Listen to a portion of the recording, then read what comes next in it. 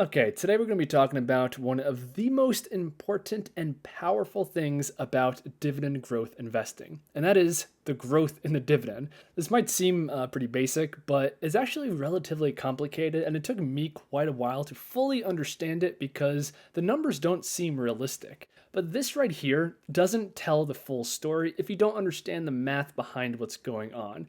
And to prove this, on my last video, I got a comment saying this. We mean that SCHD cannot have a dividend of 14%. Even high dividend ETFs like QYLD max out at 12%. And what he's referencing is in this video, I was using the historical growth rate of SCHD's dividend to extrapolate the future, and the numbers get quite high if you give it enough time. I believe I gave it like 20 years. And this guy is both right and wrong. I can tell he's a little bit confused. So if I come over to my brokerage, SCHD, if the past performance stays relatively consistent into the future, it will not have a dividend yield anywhere near 14%, at least the starting dividend yield. Although you can personally get an immense yield if you buy it now and hold it for the long term, if the historical performance holds true into the future. And to understand why that makes any sense, we have to know how the dividend yield is calculated in the first place. Because math doesn't care about your prejudices, it is always true, and that's the thing I love about math. So the dividend yield is simply calculated by the annual dividends per share, which is something that the company controls, right? They choose their dividend policy. If they want to pay out 80 cents per share and raise it 10% every year, this is completely in control of the company. And that's divided by the current share price, which of course the company has no control over, and this fluctuates up and down with the market. Here's a little example. So if a company pays out 64 cents per share annually, and their share price is currently $47 per share, you times that by 100 to get the percentage, and that gives them a current dividend yield of 1.36%. The thing I want you guys to take note of is how these numbers can be manipulated. So if the current share price goes way up, the dividend yield comes way down, even though the amount the company is paying in dividends per share doesn't change. And that's a super important concept. So even if a company raises a dividend by 10%, if the share price goes up 20%, the yield is actually going to go down. The situation you don't want to see is the yield going up because the share price is diving down.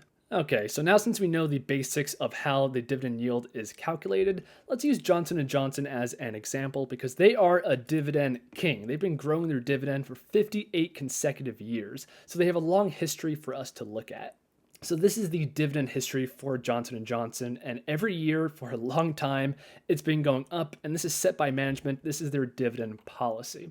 Now, if we come over and look at the historical yield of this company, this is only the past 5 years, but you get the point. Even though Johnson & Johnson has been steadily increasing the amount they pay out per share, the dividend yield over that time has been sideways, right? It really hasn't changed that much. In fact, on this page, we can see the exact numbers. So again, Johnson & Johnson has a very long history, and these are the actual payout amounts. So if we look at 2010, for example, Johnson & Johnson paid $2.10 per share. And now in 2020, they pay $3.98 per share.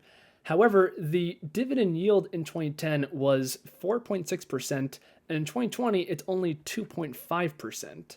So even though the company is consistently growing their dividend every single year, their starting yield isn't super high.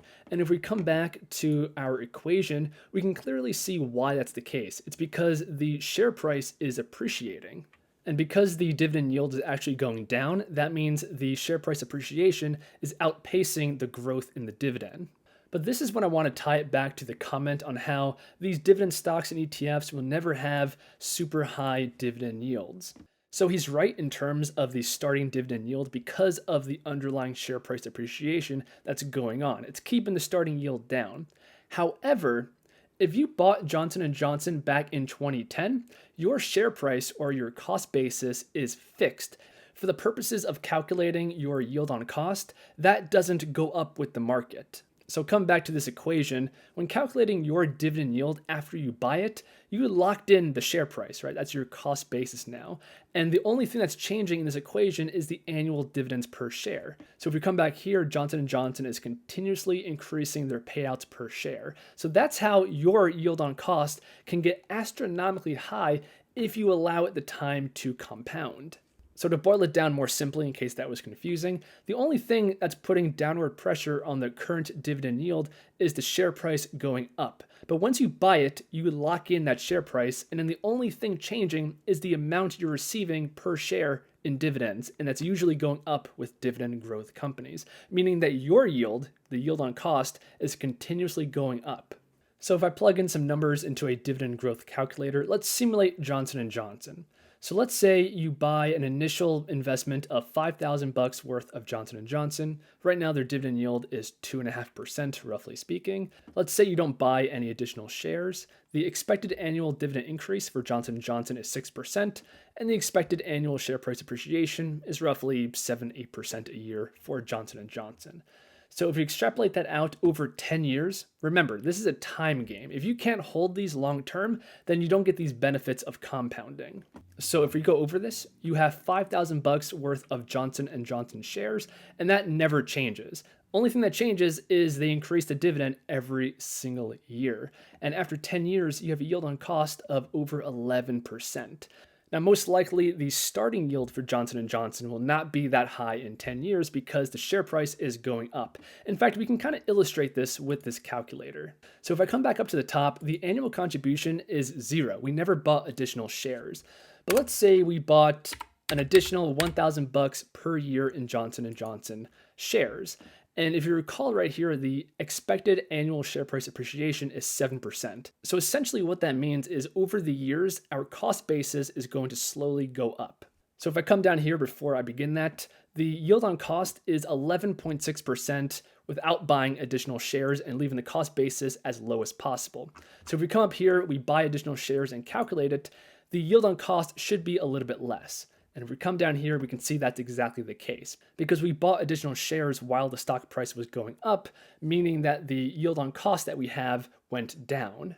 So hopefully I did a decent job explaining the difference between starting yield and yield on cost if you buy an investment right now. And that is why eventually, if historical performance is anything like future performance, SCHD will have a higher yield on cost than QYLD if you buy it now. If we come over to the same metrics for SCHD and look at the growth in the dividend, it's not as extensive, but we can see the very fast growth in the payout.